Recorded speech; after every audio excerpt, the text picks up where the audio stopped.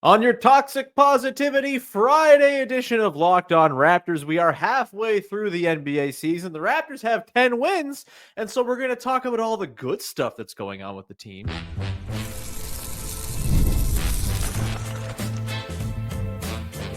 You are Locked On Raptors, your daily Toronto Raptors podcast, part of the Locked On Podcast Network, your team every day. Hey, what's going on? And welcome to another episode of Locked On Raptors, part of the Locked On Podcast Network, your team every day. It is Friday, January the 17th, and I'm your host, Sean Woodley. I'm covering the Toronto Raptors now for 11 seasons on various platforms. You can find all my work over on Blue Sky. You can find the show on Instagram, and you can also go and support the daily Locked On Raptors newsletter. We got the QR code on the screen. You can just go right to there if you're watching on YouTube and go subscribe to the newsletter. You can go to the link in the description of the podcast and sign up for free as well. Also, in the description of the podcast, you'll find a link to the Discord, which you can join as well. Our great little listener community we got building full of freaks. It's the Sicko Den over there in the Discord. Come be one of the many sickos hanging out over there. Today's show is brought to you by our friends over at FanDuel. From the first whistle to the final drive, FanDuel makes the NFL playoffs even more exciting. Right now, new customers can bet $5 and get $300 in bonus bets if you win your first bet. Visit FanDuel.com to get started. We'll get started here on your Toxic Positivity Friday, the way we've finished off every single week of this here season, talking about the things that are good going on with your 10-31 Toronto Raptors, putting up the blinders to all the bad stuff and just talking about the stuff that makes us happy, which there's some of that stuff. I know they're 10-31 on pace for 20 wins, which would be, I think, like the second fewest in Raptors history or something very close to it. That's all right. On Friday, everything is good. They're undefeated. Everyone's good at basketball. That's the TPF promise. And here to talk about our favorite things from the first half of the Toronto Raptors season is, of course, the grand poobah of the Locked On NBA newsletters, of course, basketball feelings, and all sorts of other places on the internet talking ball. It is Katie Heindl. Katie, how the hell are you? I'm good. I realized we look like weird twins. We're both in like dark sweatshirts, dark glasses. Hold on. Let me find my fun blonde wig and we'll really let this thing go. I'm good, man. I'm good. As we were saying before, a bit of like a low energy feeling to end the week. It's been a big week. It's been a busy week. All that winning tires you out, Katie. Yeah. The Raptors are streaking. It's a good time. And we're going to start off there, I think. So, on today's show, we are going to dig into the things that have been, to us, the best parts of the 10-31 Raptors season, as we do here on TPF. And I think, look, we're all prisoners of the moment. Everything that just happened is the biggest or worst thing or greatest thing that's ever happened in the world. This past week is like the high point of the Raptors season, right? 2 wins. You beat the damn Celtics. Jason Tatum blocks himself at the rim as though the rim were Bam Adebayo in the bubble. All that stuff's really fun and good, right? Like, I don't think they've topped this so far. I think it's funny to have both of the wins this week be the Warriors and then the Celtics. Like, why not, right? Yeah. If that does feel like the pace that this team is going to be on. Mm-hmm. Like, let's let all the easy wins out of our grasp in the last 1.5 minutes of every game. Let's instead go for the really difficult wins.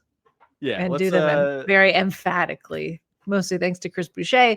But, I actually no, I'll say like full team effort, I think, in the Celtics win for sure. Totally. Yeah, I mean, super balanced. No one scored more than 22 in the game. I think everyone on the bench outside of maybe our dear pal Bruce Brown was, I think, certifiably good in that game. It's the best win of the season. It feels like a pretty good place to start. We talked about it on Thursday's podcast, and we can keep on talking about it because why not get as much life out of this thing as we possibly can? Are there any other brief bursts of them looking all right that even come to mind, Katie, as better than this week, where, I think you could even take it back to, the Pistons game. The Cavs game was like an absolute banger of a game against a really good team that they, maybe didn't quite nearly pull out. It felt like the Cavs kind of pulled away late and were always ordained to win that game. But even dating back to the Knicks, it does feel like they've kind of gotten their groove back a little here. And by their groove, I mean still lose more than they win, but do so competitively. Like this, if this is what the rest of the year is, I'm perfectly cool with that. Katie, are you kind of on board with that? I mean, I don't think it will be, but have they had two in a row wins at all this season before now? They did earlier in the year. I'm pulling up the exact schedule right now, but I believe when Scottie was healthy and they went on that little 5-5 run, okay, so it was a couple of wins in a row in like late November. Yeah, Indiana, Minnesota, and okay. then did it again, Miami, Indiana. Man, the Pacers. So 2 is the number. Yes. 2 is the number to beat. So 2 feels comfortable. 2 also feels like now 3 feels within reach. Why not make it 3? Why not get a little winning streak going, the best of the season? I mean, yeah. Are they going to do a pizza party if they win 3 in a row? No, pizza parties are done. I think we can leave those in the past. Like this is a developing team. We know that, but I think this is a team where we don't need to use like the carrot. We don't need to use a carrot or a stick, but we certainly don't need the carrot to be a pizza party.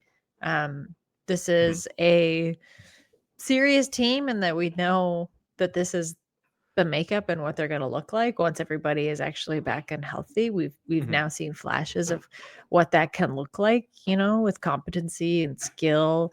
And I think, the developmental side of the team, of everybody sort of hitting their stride at the same time, which is great.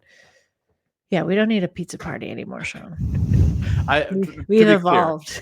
To make it very clear, I think that is good. I think I've also heard it's very difficult to get the free slice of pizza. My husband was at the Celtics game, and he and Dylan scanned the thing, and yesterday. Right, no one knows that it's Thursday. It's really Friday. Anyway, he was like, it's really hard to get the slice. You got to go through the rigmarole of like getting the app. And anyway, I'm not trying to be detrimental to a Raptors sponsor, but maybe we don't even want pizza as a reward anymore. I mean, that's certainly getting pizza as your party. Come on, we can be better than that. There's better things out there. To the point of this is a more serious team. I do think there is something kind of impressive about how over the last week it feels like they've kind of corrected course after a month where it felt like it could have gone so wrong so quickly, right? Like they were really bad through December into the first week of January. And, you start to hear the burblings of, well, if they lose 20 games in a row, like, is Darko going to get fired? Do they start like moving guys? Like, what's going on here? And it does feel like they've kind of tamped that sort of, dumber discourse down. And it doesn't feel like people are playing for their jobs anymore. And I think it is a credit to Darko. I mean, last year, the pizza party thing, I think that was a very like rookie coach thing to be like, we're going to get dinner if the professional basketball players win 3 games also, in a row. like the vibes were pretty horrendous last season. They were. Totally. I think they were pulling out anything they thought would work. Right. But I think that's to the point I'm trying to get to is like the fact that they've maintained the vibes despite being 10-31, and everyone still feels very bought in. Everyone feels very much connected and sort of understanding of, they're taking their lumps now, but it doesn't necessarily have to mean that it's forever. Like that is not an easy thing to do for, any coach, let alone a second-year guy who's kind of in his first year of having a sensible, real basketball team to work with. A lot of young guys, like losing can take a toll. Losing has it causes atrophy, causes losing habits. And for them to kind of get it back after a month where it seemed like they had kind of lost the rope a little bit, I think you have to feel pretty good about that and sort of what it says about sort of the broader vision and the culture or whatever sort of, big, large, broad picture, broad sort of, I don't know, words you want to use to describe whatever it is they're building here. I'm really good at English, Katie. You can tell I've really said many good words today and I'm only getting better with time. Finish my point for me. It's good that they're not so sad no more, right? Yeah, it's great. No, to your point about winning, like losing does, I think, cause certain things to atrophy. Because of course we want to think like you do learn more in the losses because they feel worse. So you theoretically want to get to a place where you're not repeating those things anymore. However, that also goes arm in arm with skill, right? So like it can feel pretty crummy to lose, but if you're not skilled enough to win, then you're sort of stuck in this weird purgatory, right? Like a competitive purgatory. And I think that's what it felt like they were maybe slipping into. But you see games, like this week, and I think you see, okay, actually they do have the skill and the capability to put all that together to pull themselves out of that slip. And I think that kind of competency is what was really missing. At least in that, when we want to call it like a lurch or a slide or whatever. The chapter of the season that is now behind us. Yeah, it's behind us. The days are getting longer. The team is getting more competent. It's good. If my basketball team is going to have its ability and sort of success ride the tides of the length of the day, I find that very human and relatable, actually. That's good to me. We're going to come back, Katie, and get into a guy who I think has been pretty impressive this year, despite maybe it not feeling fully like it. We're going to talk about Scottie Barnes, who I think had one of his better games, more impactful games of the year, despite not having like a big, glossy stat line against Boston. And the development he's made, the defensive leap, and just sort of ask the question, is Scottie Barnes a better player this year? Kind of think he is. We'll get into that coming up in just 1 second as we continue Toxic Positivity Friday. Today's show is brought to you by Robinhood. With Robinhood Gold, you can now enjoy the VIP treatment, receiving a 3% IRA match on retirement contributions. The privileges of the very privileged are no longer exclusive, that is. With Robinhood Gold, your annual IRA contributions are boosted by 3%, plus you also get 4% APY on your cash in non-retirement accounts. That's over 8 times the national savings average. The perks of the high net worth are now available for any net worth. The new gold standard is here with Robinhood Gold. To receive your 3% boost on your annual IRA contributions, sign up at robinhood.com/gold. Investing involves risk. 3% match requires Robinhood Gold at $5 a month for 1 year from the first match. Must keep funds in IRA for 5 years. Go to robinhood.com/boost. Over 8 times the national average savings account. Interest rate claim is based on the data from the FDIC as of November 18th, 2024.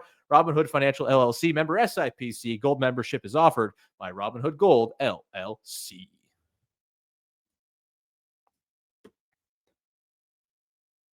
Back at it here with Katie Heindl on Toxic Positivity Friday, sending you off into the weekend after a very nice week of Toronto Raptors hoop.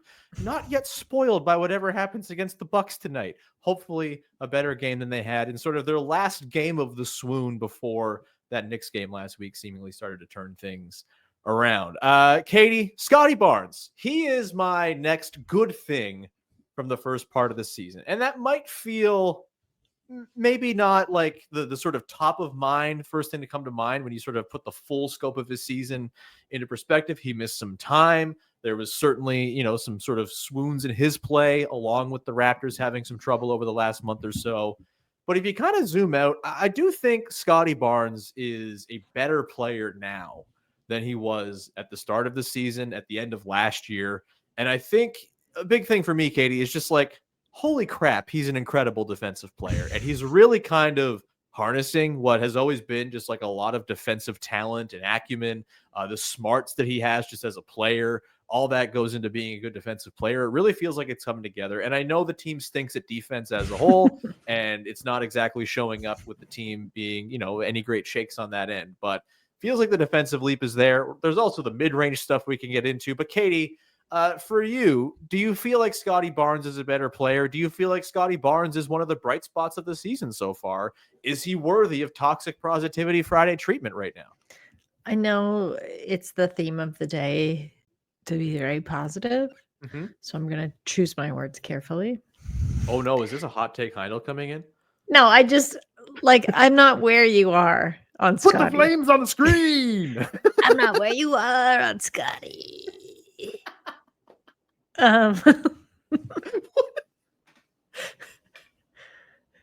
Like death metal hot take. Yeah. Okay. I think there's still a point of maturation with Scottie that I'm missing. Totally. To a degree, in presence on and off court, because I think those two are pretty closely linked. I did feel like that was more on display when you see him up against, like, for the Pistons, for example, like him and Cade. Like, these guys were in the same draft class, and you see the difference in how Cade carries himself, and how Scottie does. And I think consistency is my point with that. But to your point, yes, there have been leaps. I think there have been like smaller adjustments, which, like, to me can sometimes be more important than the big flashy, meteoric leaps, because I think they have more staying power. And I think it takes way more maturation for a player, especially like a high draft pick player with a lot of like prospective potential and, pressure to a degree, like Scottie Barnes, to settle into those small changes with confidence and realize like things don't have to be flashy, all the time, basically. Like, consistency can also just mean doing the really important and tangible things well all the time. Like, that to me is also a better leader in a team that's in this iteration than someone who's just like tries to, I don't know, like shoot the lights out every night, for example. So I think he is getting better at recognizing those things. The gaffes are just like, I don't know why they're so prominent. Like, the end of the Celtics game is a very good example when, like, why'd you turn it over, man? Like, I know he was so stoked. Like, you could see how excited he was. You could really viscerally feel what the win meant to him, which was very cool to see. And I think everybody was right there with him. But then you can't just let the ball roll out of bounds. Like, it didn't in that game, whatever. It doesn't matter. They're up, they're going to win. Yeah. But a part of me was just like, you got to hold on to that, dude, because then the energy of the win kind of deflates. So I know that may seem like a silly example, but I do feel like a lot of what I'm saying was encapsulated in that example. 100%. I think also the fact that the rim saved him from a hilarious like Shaq did a fool moment of clapping in Jason Tatum's face and then getting dunked on a clear blow by probably helps matters too. No, I totally hear what you're saying. And I get that it's probably, for those listening, it's probably like, Scottie's one of the big pullaways. Like, yeah, I get it. Like, it's not been perfect. And I think if you came into the season hoping Scottie Barnes to sort of carve out this like no doubt role as he is the best player on a team that is destined for playoff success, I don't think that's quite happened. I think there have been, like you said, sort of incremental improvements that are probably going to have sort of more long-term implications for him.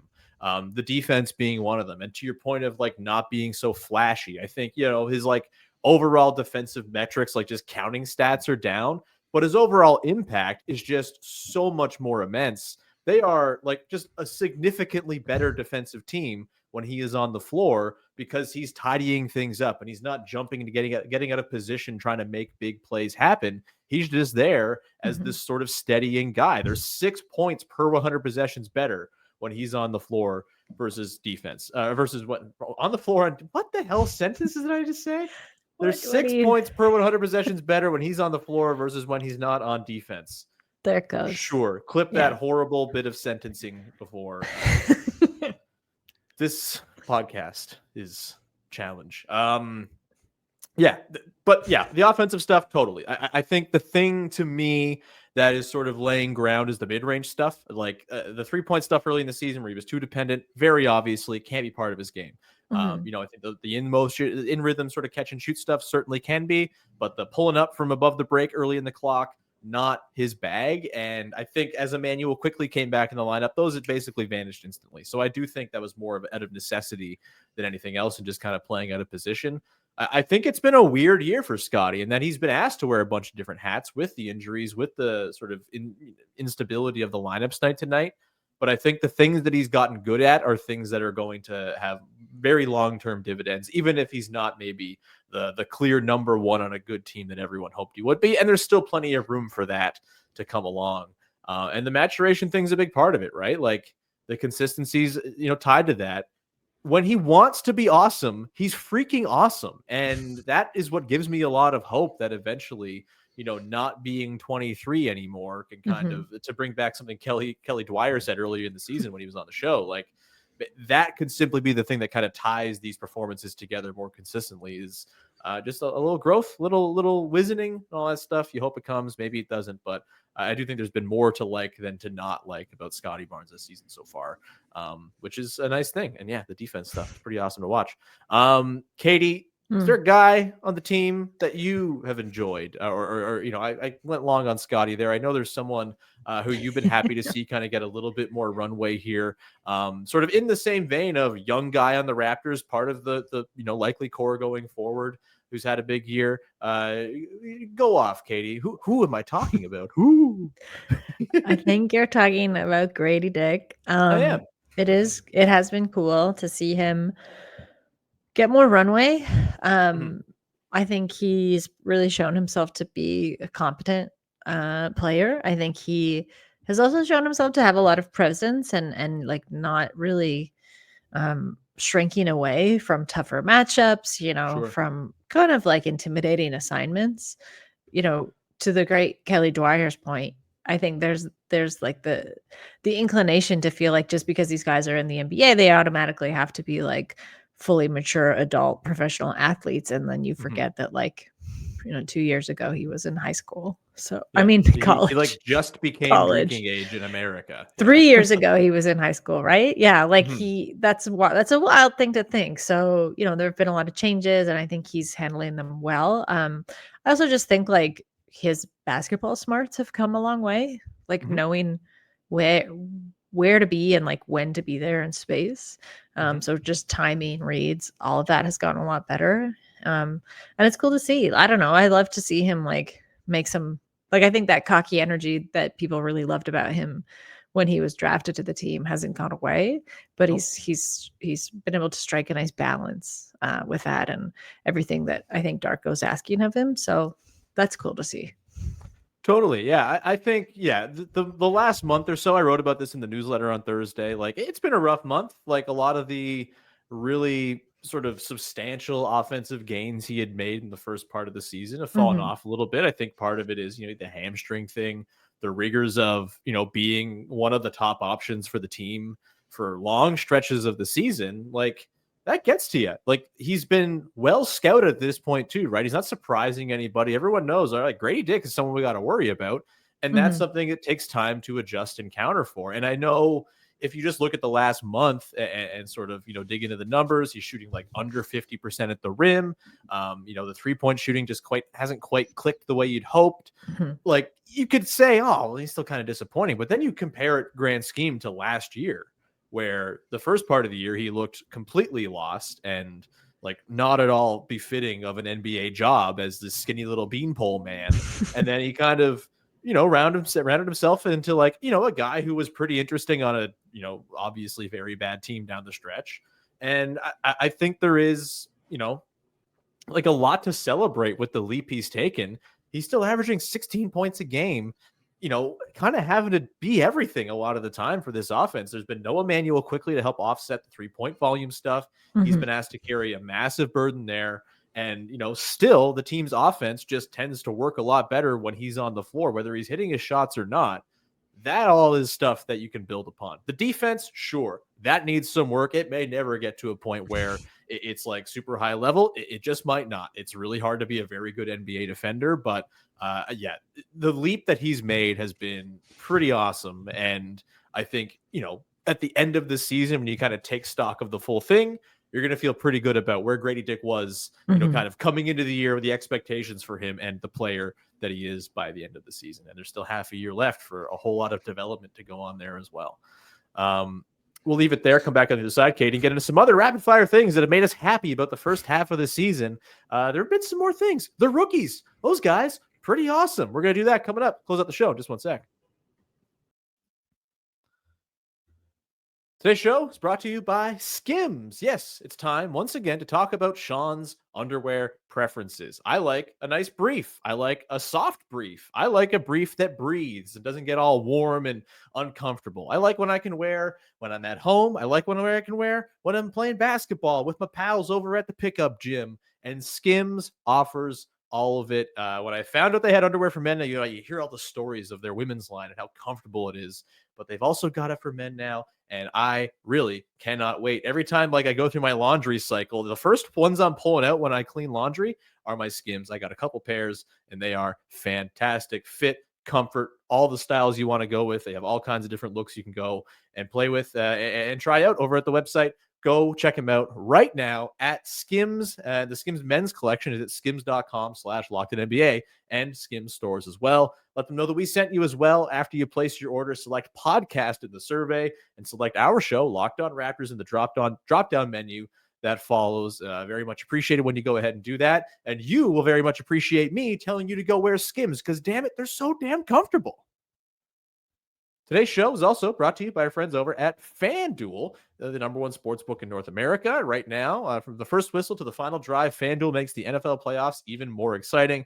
New customers can get $5 and get $300 in bonus bets if you win your first bet. That's $300 to keep the action going.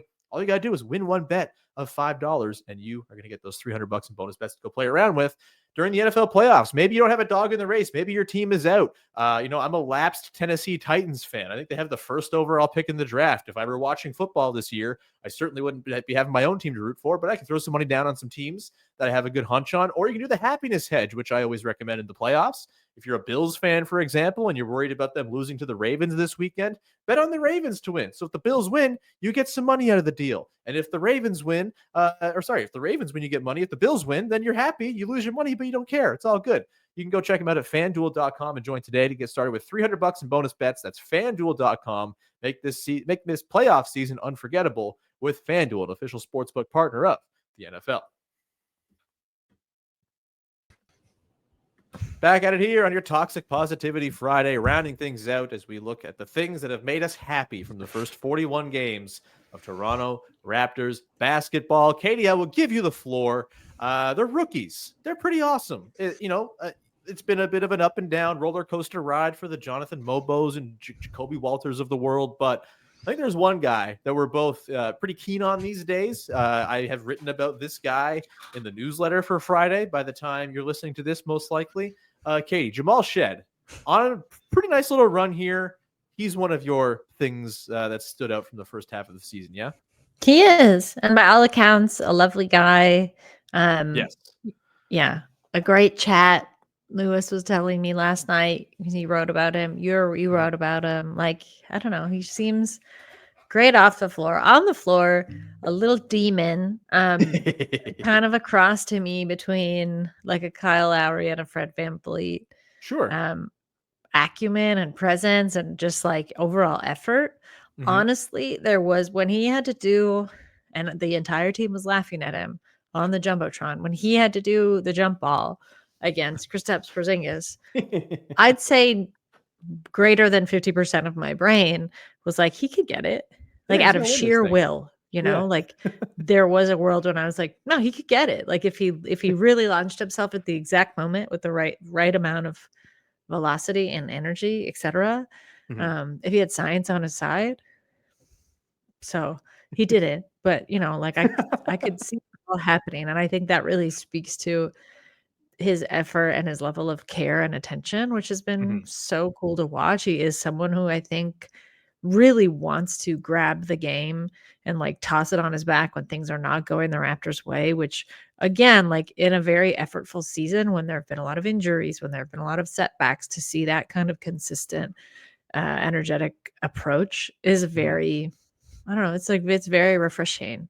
And to be honest, it's quite hard to be so self-motivated like that. So it's cool. The guy is like a spark plug. I love it. I love watching him. I feel like the Raptors are better when they have a point guard of that aptitude and effort going. So, yeah. Yeah, I mean, we are students of the small point guard who's kind of mean, sort of tutelage, you'll never right? tell me there's a better model. Sorry. No, the best kind. Yeah. And Shed obviously is a long way to go to live up to those lofty standards of Kyle and Fred, no doubt. But like, I don't know. I wrote about this during the preseason and just how he's the kind of guy who just kind of has that thing that makes it so 6-foot guys can hang in the NBA. It's kind of an unexplainable, just like edge or a bite or just sort of like a, I don't care how small I am kind of thing. And it very much feels present with Jamal Shead. Off the court, I mean, one of my favorite things to do before games is I like to watch, like, he'll usually warm up with a lot of the rookies, him and like Jonathan Bobo, Jamison Battle. Lately, Eugene Omarui have kind of been like a warm-up crew before the game. And Shead's just like constantly talking, lifting guys up. They'll do shooting contests. This happened a couple on Monday where it was like Shead and Mobo up against Omarui and Battle. And, you know, Shead's just like across the court. He's up against Battle, but Battle knocks one and he's like, great shot, Jamie. Great shot, Jamo. Great shot. Like he's just like, you know, he just like exudes like a really kind of fun, playful, yet like sort of leadership heavy energy that you really like. And like the on-court results have been there too, right? And I think it's been kind of a fascinating sort of arc to watch for him this year, because started off gangbusters, was awesome, one of the better reserves they had for the first couple weeks of the season. Then he kind of hit this little lull, as rookies do, hit a bit of a rookie wall, and then he kind of burst through that again and had a really nice stretch. And then again, the wall kind of hit, and then he burst through it again. The last couple of weeks, he's been awesome. And it feels like you can throw all these sort of obstacles that rookies usually are confronted with. Some of them, you know, it sort of leads to the downturn and the rest of their season kind of spirals from there. But Shead just kind of keeps plowing through them like he's got a battering ram on his helmet, and he's just kind of, you know, running through walls. And like he had a helmet. 100%. And he's been better for it. And, you know, the 3-point shots coming along, that's the crux of what I wrote in the newsletter today, just about sort of the work he's put into it and the mechanical changes that the Raptors have worked with him on that kind of give me some belief that this is a hot streak that has some sort of sustainability to it. He's not going to shoot like the 75% he shot over the last 5 or 6 games or anything like that, but there is like a tangible change to the way he's shooting that is helping him get there. It's really encouraging stuff. We love ourselves a cool, nasty little point guard guy, and Jamal Shead looking like one of them dudes. Are there any other guys who have popped, Katie? I guess let me throw one out there. I mean, the rookies, in you know, there were really nice moments for Jonathan Mobo early. Jacoby Walter down with the G League. You know, that's all been very fun. I feel like we'd be doing him dirty if we didn't talk a little about Ochai Agbaji, because I think compared to preseason expectations, he's probably the guy that's like furthest outstripped what I thought he had in store, right? And I think, you know, we talked about it at Summer League where he looked really lost as a third-year guy at Summer League, which is never a good sign after not hitting like any shots as a Raptor down the stretch last year. And it just didn't feel like it was going to click. And it felt like he was coming into the season kind of fighting for his NBA life. And fight has he ever done? He's now carved himself out like a role as like one of the most trusted guys on the team. To me, he profiles perfectly as just like a really nice bench rotation wing who helps you survive the rigors of an 82-game season because he can fill in and start, and you're not really losing anything. He doesn't take things off the table. You know, the shooting, we'll see how well it holds up. It takes a long time for shooting to normalize, but that's been a great sort of change for him this year. What have your impressions of Ochai Agbaji been this year? He's got to be one of the big pullaways, the big positive, happy takeaways from the first half too, right? Yeah, I think so, especially because, as you said, we were both like, how is this going to work? Is it going to work? I really feel like he should have gotten his feet under him by now. But he has, which is great to see. I think, again, like he's quite confident in a way that makes me really happy to watch, because in some ways, I felt like it should have been there before, but who knows why these things fall into place when they do. The team was pretty much a mess last year. No, right? It was a coherent, good, well-running basketball team with all kinds of great ideas. But I think it was probably difficult to gauge, like, what is this team and where do I fit into it also in the long term? And, you know, now it's clear that, I wouldn't be surprised if they had sat him down and were a little bit like, look, you got to show us something, or that's kind of it for you, right? With us. But he looks good. I also think a lot of these like big bursts of kind of like swaggering confidence and energy are coming from him when they need them, which is, again, like a lot of fun to watch. I don't really have anything more succinct to add other than what you did, but it's like it always feels weird to always just be like, Well, yeah, it's really rewarding because like I didn't do anything, but to see someone turn things around in a way that you have talked about or written about or wanted them to, right? That was just my opinion, and it's great that he's doing it. It rules being wrong. I love nothing more than when I'm wrong, when I don't really have a high opinion of a player. It's like the best thing in the world. And No, I'm not wrong. We were saying the thing he needed to do. We weren't. True. I was never I mean, like I was he's maybe not like, gonna get there. I was maybe more on that end. So I Okay. will. I I will have to make again it clear. eat a I was not gigantic bowl wrong. of crow there. Yeah. But yeah. No, it's to speak of the swagger. I mean, I feel like I'd walk around with swagger if I had arms that look like that too. But that's Yeah, man. aside. Maybe the best arms on the team. I gotta Easily the start best doing arms some on the like team. fly. Like I need to start doing more. I was looking. Sorry to be grotesque, but I was looking at Jaylen Brown's traps yesterday when it was like a recent strength training acolyte. Mm-hmm. When I was standing behind him when he was warming up, I was just like, I don't even know how you get. I'm going to show my trainer the next time I see her. I'm going to zoom in on the video and be like, how do you get lines like this in your shoulder? Like, how do you get those? That's what I want. And Ochai has them too. So good for you guys. Hell yeah. We're going to leave it there. Katie, thanks so much for being here. Always a blast. Anything you want to promote for the good people out there? No, our newsletter. It's very cool to see that tick up, especially for you, Sean. You know, Hell yeah. you've like made some real gains and runs, I'd say, even in the past week, which is great. I'm on a So heater just like the Raptors are. yeah, if Yeah. you've yet to subscribe, then I would really sincerely recommend it. We will leave it there. Thank you so much, everybody, for following, subscribing, rating, reviewing, going to the newsletter, subscribing there. Again, it's free. There's no reason not to do it. It's like the best email you'll get all day long. Amid all kinds of bad emails you get from companies and work, get the newsletter from us, and you're going to get some great stuff. You can also go and join the Discord. Link in the description of the podcast. You want to come hang out there. We'll be back again on Monday to talk about the Raptors game against the Bucks on Friday. Look ahead to a week as maybe the Raptors will be streaking by then, picking up a third straight win, going into a game against Orlando that maybe they're trying to avenge after a tough loss, much like they did with the Celtics this past week or yesterday or whatever the hell day is we're recording. I don't know. But either way, thanks so much. We'll talk to you again on Monday. Have a wonderful weekend. Thanks for hanging. Bye-bye. Oh, crushed it.